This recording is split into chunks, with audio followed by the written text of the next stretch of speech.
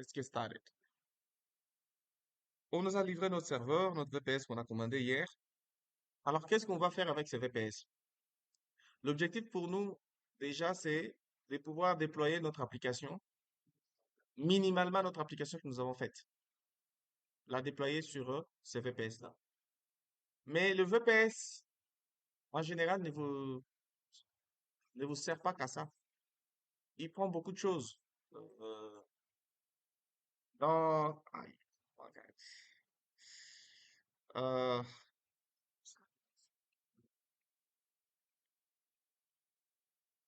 euh, dans l'hébergement, en fait, des applications, notamment des sites web, il y a ce qu'on appelle l'hébergement mutualisé, hébergement mutualisé et hébergement dédié. Alors, ça signifie quoi? C'est des concepts d'architecture que vous devez comprendre, des concepts de performance que vous devez comprendre pour que ça soit plus facile pour vous de prendre des décisions lorsqu'il faut proposer à un client quelle infra pour son application. Euh, L'hébergement mutualisé pour un site internet, c'est comme une parcelle avec 4 appartements et une seule cour, genre un seul jardin. Vous avez 4 appartements dans une parcelle, vous avez un seul jardin, donc l'espace où les gens peuvent s'asseoir. Cette parcelle ressemble un peu à un espace d'hébergement mutualisé. Pourquoi? Parce que si un de vos voisins organise une fête, ces voisins-là, s'il a invité 100 personnes à la fête, ils vont occuper tout l'espace de la parcelle. Ça fait que si vous devez recevoir 10 personnes, ben, il y aura aucune place pour eux. Il va falloir que lui finisse d'abord sa fête, que les gens partent, pour que vous soyez à mesure d'avoir un espace pour vos 10 personnes. Vous voyez? Et c'est pareil pour les autres 2 appartements qui restent. Ça signifie que dans les 2 appartements qui restent, même s'ils ont seulement une seule personne à recevoir dans la cour, ils ne peuvent pas. Pourquoi? Parce que la cour est déjà pleine.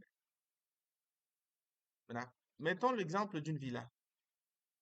Dans une villa, au fait, c'est une parcelle avec une belle maison, avec un espace dédié à une seule personne. Et dans une villa, quand tu organises ta fête, tu ne vas te disputer l'espace avec personne. Donc, tout l'espace t'appartient.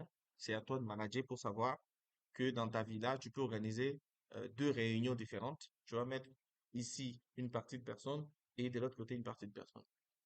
L'hébergement mutualisé et dédié ressemble un peu à ça. L'hébergement mutualisé coûte moins cher, mais peut poser un problème si votre site doit recevoir beaucoup de personnes. Deuxièmement, un hébergement s'est fait dans un serveur. Un serveur, c'est quoi? Ben, c'est une machine avec des capacités de fournir des produits et des services à d'autres machines. C'est ça la définition d'un serveur. C'est une machine avec plus de capacités pour fournir à des consommateurs d'autres machines qui sont considérées comme clients des services. Ça signifie qu'un serveur est un ordinateur avec un processeur, avec une RAM, avec, avec un espace de stockage, avec un système d'exploitation. Un serveur, en fait, c'est une machine. Maintenant, il y a des machines qui sont fabriquées avec le rôle des serveurs, dans le sens que ces machines ont la capacité de tourner pendant un an, 24 heures sur 24, sans s'éteindre, sans avoir aucun problème. Alors que une machine normale, comme la mienne, si tu la laisses ouverte pendant un an, c'est déjà même si tu laisses un mois ouvert, ça va te poser un problème. Il ne peut pas supporter rester allumé pendant autant de temps. Il faut à un moment l'hiberner. Il doit aller en hibernation, dormir un peu, et puis se réveiller pour avoir toutes ses capacités. Mais un serveur, c'est pas le cas. Dans une machine portable, cliente, on met quoi? Un système d'exploitation. Windows, Linux, je sais pas moi, macOS, tout ça, c'est des systèmes d'exploitation. Sur un serveur aussi, on met des systèmes d'exploitation. Maintenant, il y a des systèmes d'exploitation qui sont totalement dédiés au serveur. Exemple, nous, dans nos machines Windows, nous avons ce qu'on appelle le Windows normal, professionnel, euh, l'édition professionnelle, l'édition familiale, édition. Il y a beaucoup d'éditions. L'édition intégrale, ça met tout. Mais dans les serveurs, il y a aussi Windows Server. Windows Server 2012, Windows Server 2017, Windows Server. Avec beaucoup de fonctionnalités, tu peux gérer des réseaux avec, tu peux gérer des domaines avec, les fichiers avec, l'Active Directory, beaucoup de choses qui vont avec. Pareillement qu'avec Linux. Avec Linux, nous avons la possibilité d'avoir, par exemple, Ubuntu Desktop, qui est un peu le copain de Windows, dans le sens que sur une machine, si tu veux avoir des fenêtres, sous Linux, tu as Ubuntu, tu as Elementor, tu as Debian Desktop, tu as Red Hat Desktop, tu as tout ça. Après, tu as Kali Linux qui est aussi en desktop. Ça existe aussi. Mais il y a des versions serveur comme système d'exploitation. La version serveur est une version qui vient sans des fenêtres. C'est une version 100% ligne de commande. Voilà. Là-bas, il n'y a pas de fenêtre, tu vas fermer, il n'y a pas ça. Et ça demande que tu sois vraiment, vraiment attentif aux commandes et à tout ce que tu peux faire. Parce que là-bas, c'est pas, tu as cliqué sur un bouton, tu as fait, non. Ça, c'est les systèmes serveurs. Maintenant, les systèmes d'exploitation serveur. Maintenant, les gens ont compris que tout le monde, en fait, tout le monde n'a pas la capacité d'absorber ou d'assimiler les connaissances Linux avec des commandes. Ils ont compris que tout le monde n'a pas la capacité. Et ils ont créé des outils qui permettront aux gens, en fait, sur un serveur, d'avoir des outils qui leur permettent de manipuler comme si c'était des serveurs, des fenêtres. Et parmi ça, il y a par exemple euh, les cPanel. Je ne sais pas si vous avez déjà utilisé les cPanel.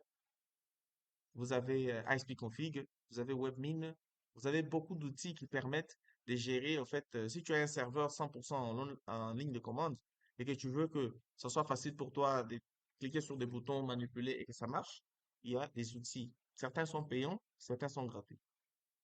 ISP-config, par exemple, la version 3 est gratuite, mais par exemple, cPanel n'est pas gratuit, mais c'est le meilleur. Parmi les outils d'administration serveur, cPanel est meilleur. J'espère que ça rentre. Toujours dans la notion des réflexions sur l'espace d'environnement ou l'espace d'hébergement. Vous savez, sur une machine comme ça, euh, nous y mettons ce qu'on appelle une carte réseau. Et c'est à travers la carte réseau qu'on peut se connecter à Internet ou à un réseau, puisque quand on parle de réseau, on ne voit pas seulement Internet. On peut avoir un réseau local comme dans la salle ici. Même quand MTN Internet ne marche pas, on peut se connecter au routeur MTN. Et le simple fait que deux personnes, trois personnes soient connectées au même routeur, ils sont dans un même réseau, même si Internet ne marche pas. La machine a une carte réseau. Mais nos machines, par exemple, ont deux cartes réseau. Nous avons une carte Wi-Fi et une carte physique. Mais si vous regardez vos machines, la plupart, on a supprimé les cartes physiques. Ce qu'on appelle le RJ45. Chez lui, il a ça. Il a le RJ45. Sûrement que toi aussi, tu l'as ça. Le RJ45. Combien de personnes ont le RJ45 ici? Tout le monde, hein? Très bien. Bon, je ne peux pas dire tout le monde, moi je fais pas ça, hein. Ah, voilà. Donc, pratiquement toutes les machines qui sont venues du CRS ont le port RJ45. C'est pour dire que la machine a la capacité de réception par Wi-Fi et par carte physique. Donc, vous pouvez brancher un câble RJ45 et puis vous connecter à un réseau. Tout comme vous pouvez vous connecter à un Wi-Fi, vous connecter à un réseau. Vous pouvez vous connecter aux deux réseaux simultanément. C'est-à-dire que sur la carte réseau physique et sur le Wi-Fi. C'est possible. Même si c'est deux plages différentes, c'est possible. J'évoque cette notion juste pour que vous puissiez comprendre l'environnement serveur. Un serveur peut aussi avoir le même capacité, sauf que le serveur, dans la plupart des cas, n'ont pas le Wi-Fi. Les serveurs que vous voyez là, les tours ou bien le rack, je pense qu'il y a des serveurs en tour et des serveurs en rack. Rack 2U, 4U. Sur un serveur, c'est difficile de trouver une carte Wi-Fi. parce que les serveurs ont été faits pour être installés dans un environnement bien dédié qu'on appelle le data center. Et dans le data center, pour des questions de sécurité, on ne met pas une connexion Wi-Fi. Puisqu'une connexion Wi-Fi est une connexion qui donne possibilité à quelqu'un d'ailleurs de trafiquer et de se connecter. Or, une connexion physique, c'est-à-dire que si on ne t'a pas donné un câble, tu branches, c'est pas possible que tu te connectes à l'infra. C'est bon, non? Maintenant, sur un serveur, comme sur une machine, avec une carte réseau, on lui fait passer quoi? Une bande passante. Bande passante. Bande passante. C'est quoi la bande passante? Quelqu'un a une idée de c'est quoi une bande passante? Très bien, c'est ça même. La capacité de transmission de données par seconde. Et cette bande passante est calculée en quoi?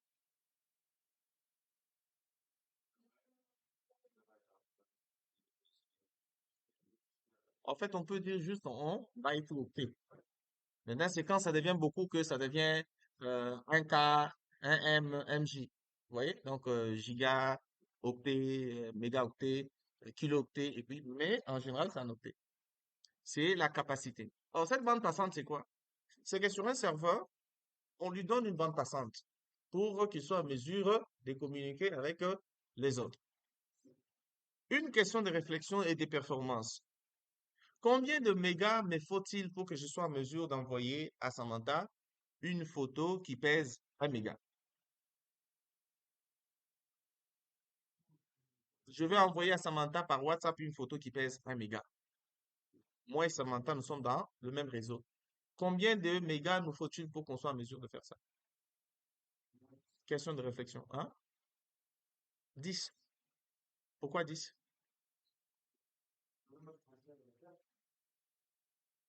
Bon, à supposer qu'il n'y a pas de perte.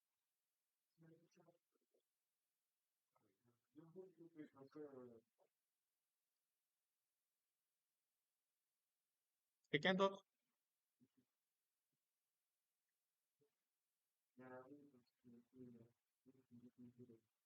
Je vais poser la question autrement. Je dois envoyer à Samantha une photo qui pèse 1 méga. Combien nous faut-il à nous deux pour que cette opération marche? Hmm? Les doubles? Combien? 2 mégas. OK. Mais entre moi et Samantha, il y a combien d'entités qui interviennent? Lesquelles? Quand je parle d'entités, je parle des outils qui permettent qu'on soit en relation. Entre moi et Samantha, il y a un serveur, n'est-ce pas? Ce n'est pas du peer-to-peer. C'est pas genre j'envoie à Samantha, elle reçoit. Non. Il y a un serveur, moi j'envoie au serveur et Samantha reçoit du serveur. Maintenant, je repose la question. Combien nous faut-il pour qu'on soit en mesure, à nous là, de partager 1 méga? 3. Tu peux expliquer?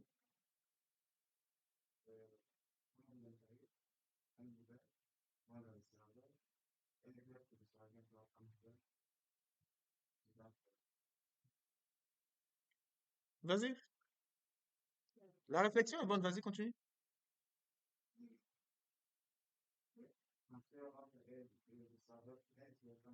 Ça fait combien? 2 mégas. Bon, ça va. Quelqu'un d'autre? Quelqu'un d'autre veut essayer?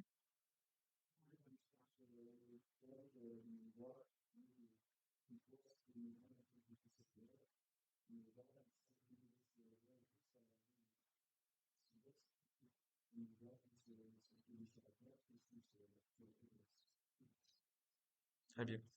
En fait, vous avez essayé, hein, et c'est très bien.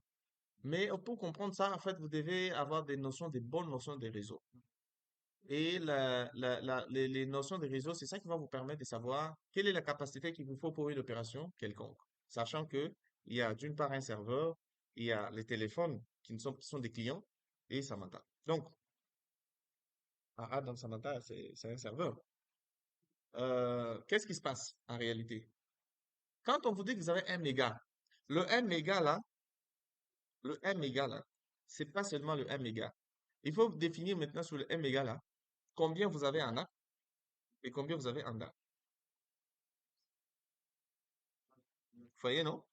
Il faut savoir sur le 1 méga, parce que le 1 méga, là, c'est le 1 méga, par exemple, la seconde, qu'on vous fournit par votre opérateur. Maintenant, dans la bande passante, quand on parle de bande passante, on voit le up et les down. On ne voit pas le volume. Le volume des data est différent de la vraie bande passante. Quand on te dit Congo Télécom te donne 50 mégas, c'est pas 50 mégas. Dis-nous que Congo Télécom me donne autant en up, autant en down. Par exemple, là, moi, je suis connecté à quoi? Je suis connecté à MTN. On va vérifier combien MTN nous donne en up et en down. Donc, vous avez deux outils. Vous avez Speed Test et Fastcom. Alors, Fastcom, c'est pour Netflix. Et Speed Test, je ne sais pas si ça appartient à qui, mais c'est des outils qui se connectent au point d'échange des différents backbones dans le pays et ils permettent de calculer la latence des transmissions au réseau entre plusieurs entités. Par exemple, vous voyez là, je suis connecté sur MTN. Et regardez, je vais faire Go. Je vais lancer. Il va commencer par calculer la bande passante descendante. Vous voyez? Là, il calcule. Ça, c'est ce qu'on appelle le down. Il va me dire à la fin combien j'ai en down. Voilà. Et il va calculer le up.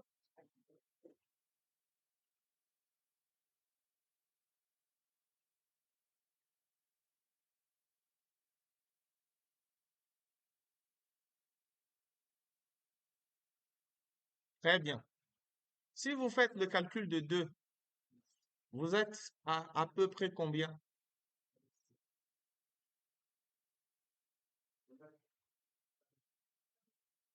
Très bien, 8,5. Donc, c'est comme si on vous fournissait 8,5 mégas la seconde. Maintenant, sur le 8,5 mégas la seconde, vous avez 4,28 en down et 4,25 en up. Mais comment est-ce qu'on fait la différence? Comment est-ce qu'on saura euh, comment est-ce qu'on va déterminer le besoin? On détermine le besoin en fonction des différentes opérations qui vont se faire. Par exemple, j'ai dit ici que pour envoyer une photo à Samantha, passant par WhatsApp, en passant par WhatsApp plutôt, je dois consommer combien? Je ne dois pas juste sortir une réponse comme ça, je dois réfléchir. Moi, il me faut, la photo pèse 1 méga. Ça signifie que ma connexion app, je dois avoir la capacité de transférer 1 méga. Donc, dans mon téléphone, dans mon upload, je dois avoir la capacité de faire le transfert d'un méga. Donc, chez moi, il y aura un app de 1 méga. Et quand j'ai 1 méga en app, les serveurs doivent consommer 1 méga en down. Parce que quand moi, je suis en train de faire l'upload, le serveur est en train de download. Uploader, c'est faire quitter quelque chose qui est dans ton téléphone, les ramener ailleurs. Mais celui qui reçoit, il est en train de télécharger ça. Ça signifie que 1 méga seul n'aurait pas suffi à moi de transférer. Il fallait que le serveur ait aussi la capacité en down d'un volume d'un méga. Ce qui va faire que quand moi je dépense 1 méga en up, le serveur dépense 1 méga en down, ça fait 2 mégas. Et quand Samantha va vouloir télécharger la photo, elle va dépenser 1 méga en down, le serveur va dépenser 1 méga en up. Donc, moi et Samantha, on peut avoir 1 méga, il n'y a pas de problème, mais le serveur doit avoir au moins un volume de 2 mégas. En termes de volume, maintenant, vous comprenez, non? Donc, en termes de volume, l'opération qui se fait doit se faire sur 4 mégas. Le serveur doit avoir 2. Voilà. Parce que moi, je transfère, j'ai fait les uploads. Pendant que j'ai fait les uploads, le serveur fait les downloads. Voilà pourquoi il ne suffit pas à toi d'avoir envoyé une photo à quelqu'un parce que toi tu avais et qu'il a reçu. Non. Lui aussi doit avoir la capacité pour recevoir. C'est bon, non? C'est la bande passante qu'on donne parfois à un serveur. Ici, chez nous, Au Congo, la bande passante coûte encore cher. Pour avoir même 10 mégas en dédié, vous allez dépenser des millions. Oui.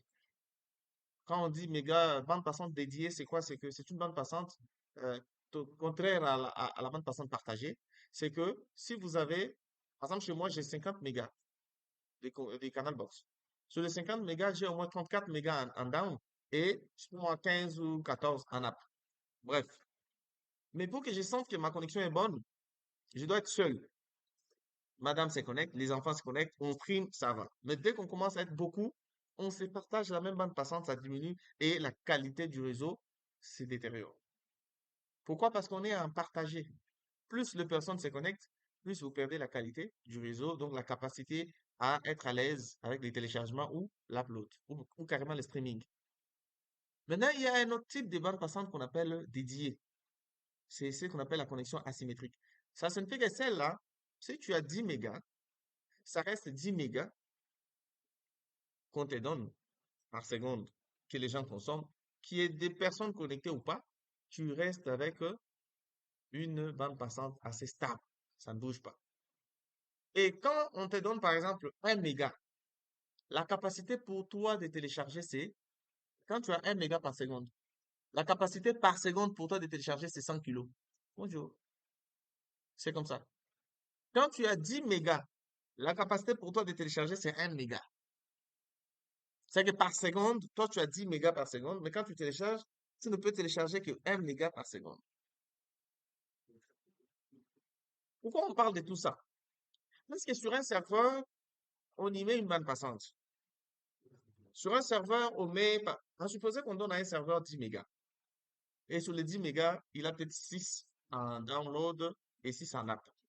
À votre, euh, à votre avis, quelle est la bonne configuration pour un serveur en termes de bande passante? Combien faut-il lui donner en termes de app? Qui devait avoir beaucoup de capacité? Le app ou les down? À votre avis?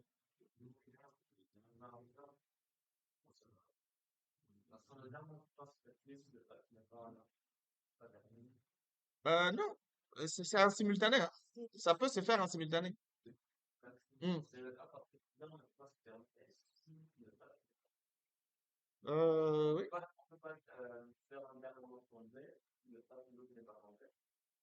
Bon, peut-être que tu te perds un peu dans les idées. Quelqu'un d'autre a une idée?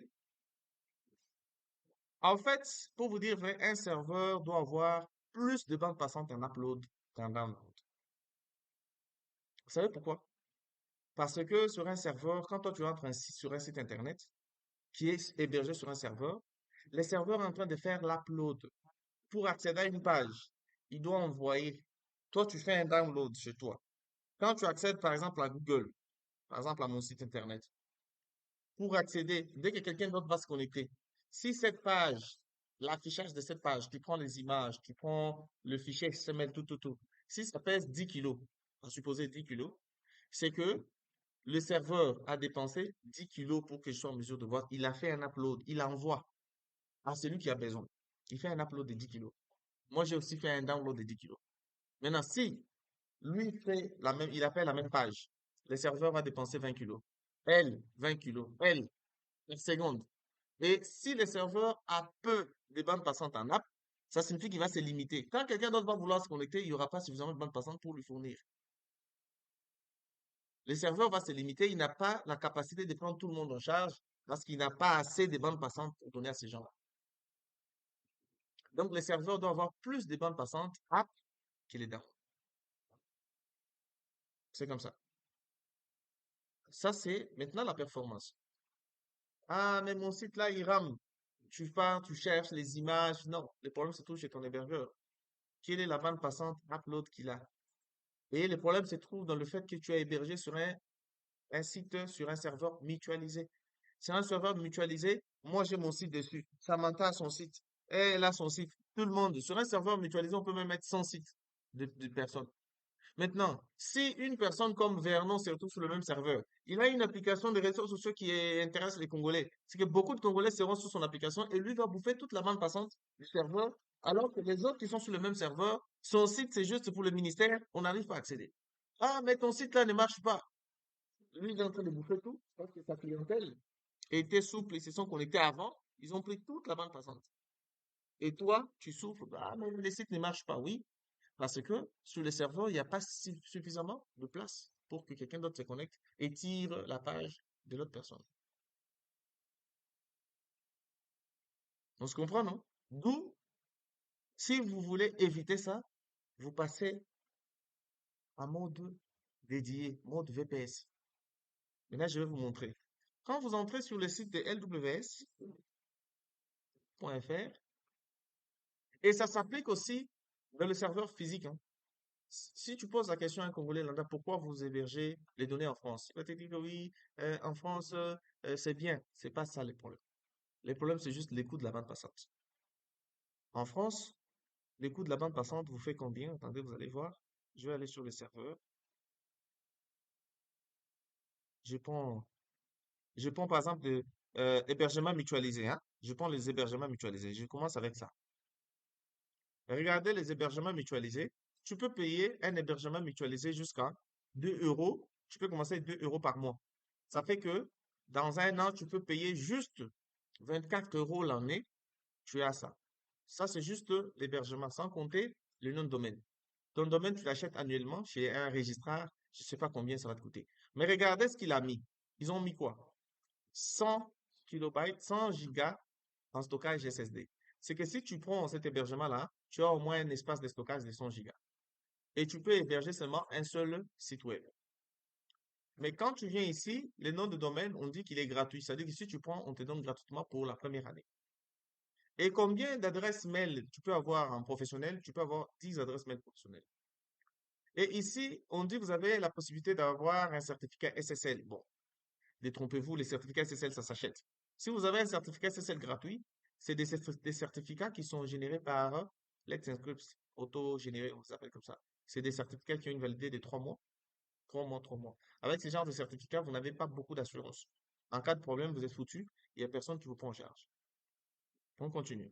Maintenant, regardez les performances. Euh, L'espace disque, NVMe, c'est un espace de virtualisation. Vous avez les trafics par mois illimités. Les trafics par mois dont ils font en liaison là, c'est même ça. C'est-à-dire que euh, par mois, vu que c'est un site mutualisé avec d'autres sites, il y a toujours la possibilité que quand les gens se connectent chez lui, à un moment, ils vont se déconnecter, d'autres vont se connecter. Il y a toujours la possibilité que ça marche. Mais tu ne peux pas avoir 1 million de visiteurs sur ton site avec un truc comme ça. Impossible. 1 million de visiteurs en simultané sur ton site, c'est pas possible. Donc, ça peut prendre max 10 000 personnes connectées avec ce genre de choses. Mais 1 million, impossible. Donc, quand vous continuez là en bas, vous voyez, il vous met en relation les bases de données. Vous pouvez créer une seule base de données. Vous pouvez utiliser les fonctions IonCube pour le chiffrement de votre code source PHP. Vous pouvez pas faire du multi-domaine. Vous pouvez pas faire la gestion des DNS. Bref, il y a beaucoup de choses qui viennent là. Mais ça vous coûte seulement, comme vous avez vu, hein, presque 2 euros là, le mois. Mais vous avez aussi l'autre qui vous coûte 5 euros presque. Et l'autre qui vous coûte presque 12 euros. Chacun de ces hébergements mutualisés ont leurs avantages. Mais ça reste mutualisé. Je dis bien, ça reste mutualisé. Ça signifie quoi? Sur le même, quand toi tu achètes, on va aller te mettre sur un serveur où il y avait déjà des sites des gens. On te crée ton espace, on te dit, mets ton site. C'est comme ça. Mais nous, dans le cas de notre application, par exemple, nous, on a pris un VPS. Pourquoi? Parce que l'objectif, c'est déjà vous montrer comment être à l'aise sur l'environnement Linux, même si c'est un tableau noir, que ça nous fasse peur. Ça, c'est un. Deuxièmement, savoir que quand vous faites des applications, vous serez amené à proposer des espaces infra pour vos clients. Il faut savoir quel est l'espace infra qu'il faut que les clients soient à mesure de prendre, sachant que ça se paye chaque année. Tu auras l'idée pour son application. Par exemple, nous, quand on a fait sur Cove, on avait hébergé sur Cove à l'RPCE, on avait exigé une certaine bande passante, mais ça coûtait énormément cher. Héberger les serveurs à l'RPCE, configurer tout sur place. Et ça ne peut prendre que quelques sites. C'est-à-dire que si nous avons 6 millions de Congolais connectés en même temps qui ont besoin de vérifier leur passe sanitaire, tout ça, vous aurez eu des graves problèmes. Mais regardez par exemple chez LWS, quand vous prenez un VPS, la bande passante qui vous donne, regardez, vous êtes à combien? Même pour le premier, vous avez 100 mégabytes par seconde. Ça y est là. 100 mégabytes par seconde. Une vitesse allant de 100 à 500 mégabytes. Mais vous commencez par 100 mégabytes par seconde. Mais voilà pourquoi on court chez eux. Si tu veux vraiment que ton application tourne bien, va chez eux. Mais si tu te dis, non, l'application là, il faut que je mette ça à l'APC ici. L'APC, c'est juste l'espace. Il va te donner l'espace, tu mets ton rack. Maintenant, connecte Internet. Pose la question à Canal Box pour 10 mégas seulement. Tu vas pleurer. Moi, j'ai payé 5 mégas dédiés à 470 000 francs CFA par mois. 5 mégas dédiés. C'est-à-dire que l'argent que j'ai payé là-bas, je pouvais prendre un VPS professionnel performant pendant 1 an en France. À vous de voir quelle est l'option la plus meilleure pour vos clients. Et pendant qu'on fait des développements, sûrement on va discuter serveur autre. Au moins, vous avez une idée de, quand on va commencer à discuter, bon, quel est le meilleur choix, c'est quoi? Est-ce qu'il faut passer sur du VPS, qu'il faut un serveur physique? Il y a beaucoup de choses qui vont avec. Pour ça, c'est bon au moins? Très bien. Maintenant, on va passer aux vraies choses. On a expliqué de manière right, comme on dit, hein. Ça, c'est les connaissances de performance côté infra. On a fait un peu de connaissances des bandes passantes et autres. Maintenant, on va aller sur l'installation de notre serveur. Premièrement, nous voulons faire quoi? Nous voulons héberger ou déployer notre application. Notre application Siege, hein? Siege SG. Voilà. Nous avons déjà un serveur VPS qu'on a acheté. Maintenant, ces serveurs-là, on vous le donne, excusez-moi les termes, hein, nu. Puisqu'il est nu, il n'a rien dedans, à part le système d'exploitation. Il n'a rien dedans. On vous demande à vous de mettre ces serveurs à l'opération. Opérationnaliser les serveurs là. Faites que ça serve à quelque chose. Comment vous allez faire? Dans la plupart des cas, dites-vous seulement qu'est-ce qu'il vous faut pour que votre application tourne sur ce serveur-là. Sachant qu'un serveur, ça reste une machine. Votre application tournait dans votre machine. Et dans votre machine, vous aviez besoin de quoi? On peut se rappeler de quoi on avait besoin pour faire tourner notre application dans notre machine.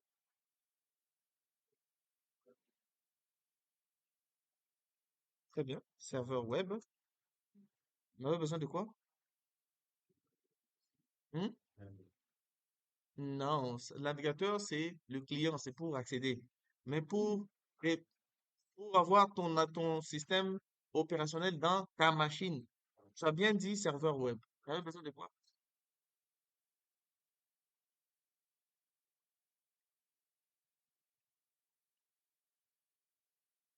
On avait besoin de quoi encore? Hein?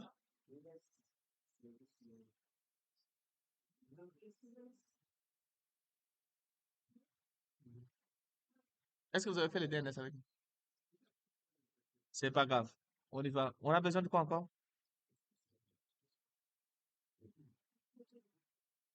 Il a dit serveur d'application, c'est PHP. Parce qu'il y a la différence entre le serveur web et le serveur d'application. C'est PHP qui est comme serveur d'application. Langage en même temps serveur d'application. Le web, c'est pour accéder maintenant au contenu à travers d'autres machines. Non. Nous, on veut faire tourner notre système sur un... Vous vous rappelez que quand on a fait ici, durant notre formation, il arrivait que je dise aux gens, est-ce que nous sommes dans le même réseau? Oui. Essaye de taper 192, 168, nanana, tu accèdes à mon contenu. Ma machine était considérée comme serveur. Elle tapait juste dans son navigateur et puis elle accède à mes ressources. Ma machine était considérée comme serveur. Mais la différence, c'est que quelqu'un qui n'est pas dans le même réseau que moi ne pouvait pas accéder. Or, maintenant, avec un serveur en ligne, la différence, c'est que nous avons une adresse IP publique.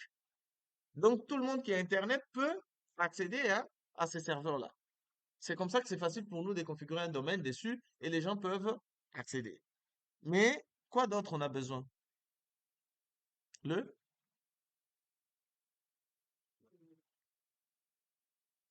Alors, euh, on va y aller doucement. On va commencer par vérifier que notre serveur est à jour.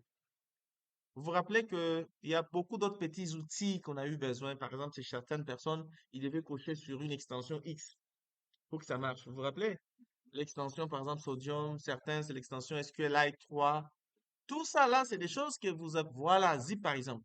C'est des choses que vous avez eu besoin de faire dans votre machine pour que ça marche. C'est la même chose que nous allons faire sur le serveur en ligne. Qu'est-ce qu'on va faire? Premièrement, chose à faire. Premièrement, on va faire un update, c'est-à-dire qu'on va faire un upgrade. Donc, un upgrade, c'est la mise à niveau, mise à niveau du serveur. Deuxièmement, on va commencer l'installation des programmes et outils.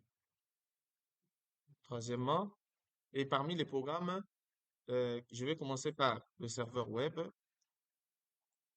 Serveur web, je descends. Serveur PHP, je descends. Serveur MySQL, on va utiliser MariaDB. Et puis, voilà, ça c'est les trois choses qu'on va installer. Maintenant, on va aller dans chaque rubrique, nous allons trouver une possibilité d'ajouter des configs. Par exemple, comment créer un utilisateur MySQL. Chez vous, vous avez route par défaut. Mais en ligne, ça va pas être route par défaut avec tout le monde. Ça va être route par défaut. Mais attention, tout le monde peut accéder parce qu'il y a toutes les bases de données. On va voir comment créer un utilisateur, comment associer une base de données à un utilisateur, comment lui donner des privilèges pour qu'on sache est-ce qu'il peut créer une base de données. Et tout ça, là, on peut tester. Alors, je vous conseille déjà pour ceux qui ont Internet, commencez par installer un outil qui s'appelle Putty. Au cas où vous avez, c'est bon. Installez Putty. Il est là. Après, installez WinSCP. WinSCP, c'est votre outil qui va vous permettre de faire il joue le rôle de, comment on appelle ça? Il joue le rôle du serveur, du client FTP et les clients SFTP. Alors, les clients FTP, c'est les clients qui vous permettent de transférer des fichiers vers un serveur. FTP signifie File Transfer Protocol. Et SFTP signifie Secure File Transfer Protocol. Donc, vous avez ça là à installer WinSCP, hein. Elgin aurait dû être ici, hein. C'est lui qui s'occupe des histoires d'infra là. Et il a des difficultés dans les histoires de déploiement là. Il faut qu'il soit là pour que euh, sa moto est là. Ah, mais José était là. José était juste ici. S'il vous plaît, les gars, c'est bon? Boss, quand tu sors là, tu poses aussi la question à la dame si elle est prête. Comme ça, on va laisser les gens manger. D'accord. Alors, outil, outil. N'installez pas PuTTyGen. Installez Putty, puisque dans les propositions, vous verrez aussi PuTTyGen. Mais installez Putty tout simplement.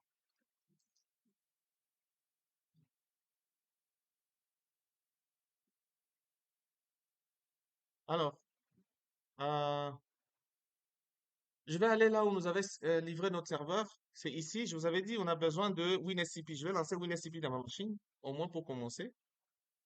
Et quand vous avez WinSCP, vous devez maintenant connecter votre serveur qui est en ligne en France là. Vous devez y accéder à distance. Et pour ça, votre hébergeur vous a envoyé les coordonnées. Regardez hier quand on a acheté, on a dit quoi? Validation de votre commande. Ici, vous avez tout ça. Mais ce qui vous intéresse, vous, c'est juste ça, cette partie. vous avez l'adresse IP de votre serveur. C'est la 185, 98, 139, 112. Mon serveur a une adresse IP publique. Ça signifie que je peux pinguer cette adresse IP sans être dans les réseaux en France. Pour ça, j'ai fait et je vais faire ping la 185.98.139.112. Quand j'ai fait ça, vous voyez, mon ping marche. C'est tout simplement pour dire que mon serveur est connecté à Internet, exposé sur Internet. Et comme il est exposé sur Internet, moi je suis aussi sur Internet, je peux pinguer ça. C'est ça l'adresse IP publique. C'est bon. Donc, ça c'est déjà la bonne chose. Qu'est-ce que je vais faire? Je vais prendre l'adresse IP là, je vais venir ici, j'ai créé un nouveau site, je colle l'adresse IP ici. Alors, je suis en train de me connecter au SFTP au lieu de FTP. Le SFTP, vous voyez le protocole? J'ai sélectionné SFTP. Ouais. C'est sécurisé, secure. Et donc, mon utilisateur, mon hébergeur m'a envoyé ça, c'est route. Je prends, je colle route ici. Et mon mot de passe, il est là. Je prends, je viens ici, mot de passe, je colle. Et ici, comme je veux sauvegarder pour que chaque fois que je vais entrer, que je ne sois pas obligé de renseigner les mêmes informations, je vais dire enregistrer et je vais appeler ça par exemple VPS-formation-CRS éthique. J'enregistre, c'est bon, et puis je peux me connecter. Voilà, il a détecté que c'est bon. Il échange des clés entre ma machine et mon serveur, c'est bon. Je suis connecté à mon serveur, mais je suis connecté à FTP. Donc ici, WinSCP. J'ai utilisé WinSCP, mais si je veux me connecter en ligne de commande à mon serveur, je vais lancer encore l'outil que j'ai dans ma machine. Je vais mettre la même adresse IP. C'était quoi? La 185, vous vous rappelez? Point, point. Bon, on va pas rêver, hein? Ça y est là. Voilà. Ah, au moins au moins t'es sûr de la fin, c'était quoi? Vous allez mettre l'adresse IP seulement. Vous devez sélectionner SSH. Parce que sur Putty, vous pouvez faire le telnet SSH, mais on fait SSH. Hop, vous voyez? Accepter, c'est bon. Il demande le nom d'utilisateur. Je me connecte en tant que qui? En tant que route. Et route là, c'est les noms que on m'a envoyé là. Et les mots de passe, c'est ça. Vous copiez, vous venez ici, vous pouvez pas faire CTRL V. Vous allez juste faire un clic droit, il va coller, et puis vous faites Enter, il se connecte. Là, je suis connecté au serveur. Maintenant, il y a quelque chose que je dois faire parce que c'est un peu petit. Je vais cliquer là et je vais aller sur Change Settings et je vais aller dans Appearance et puis je viens ici. Je clique là, je vais laisser courrier, mais je prends 18. J'applique, voilà. Ça a un peu grandi, non? Voilà, notre serveur est là. Alors, comme on avait dit, une première des choses à faire, j'ai 100 mégabytes par seconde sur mon serveur. Ça signifie que si je lance un téléchargement ici, vous allez voir vous-même. Mais une chose que je vais faire, on avait dit, on va faire la mise à niveau du serveur. Pour faire la mise à niveau du serveur, qu'est-ce que vous allez faire? Vous allez dire apt upgrade, vous faites -y. apt upgrade-y. Apt, cela signifie, c'est le package, Application Package Tool. C'est pour installer les outils sur Linux, les applications, on utilise apt. Mais là, c'est sur Debian et Ubuntu. Apt upgrade-y. Les -y là, j'aimais pourquoi? Parce que pour qu'il ne me pose pas la question, est-ce que je veux confirmer? Je mets déjà Y pour dire yes. Comme ça, il va, il va marcher. Quand je vais faire ça, regardez ce qui va se faire. Les histoires que vous voyez, on vous trompe là, là, non, il est en train de pirater, les choses là. C'est pas ça. Il est juste en train d'installer quelque chose.